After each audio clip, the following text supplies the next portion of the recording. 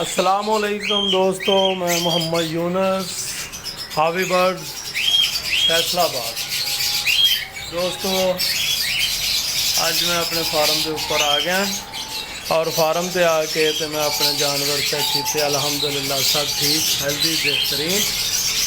हुण मैं पानी वाली कौलियाँ लाइया ने, बर्तन पानी वाले सब रख लिया, फूड मैं पा चुका। देख सकते हो हूँ पानी जरा वो सारिया बर्तन ही पाया जाएगा और इन्होंने जानवरों को दिता जाएगा।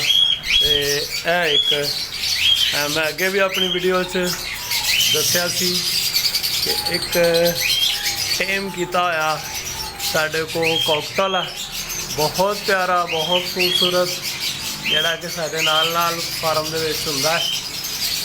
बड़ा बेहतरीन, खूबसूरत, प्यारा। ये देखो दूर चले गए भाग जाता है। ये बिंगलाई का अलहमदुलिल्लाह अपने घोंसले वगैरह बना रही हैं, बड़े प्यारे सोहने खूबसूरत जानवर। ये है ये बहुत प्यारे, हेल्दी, प्यारे, खूबसूरत। एक आजकल का जोड़ा है, इन्हें अंडे दिते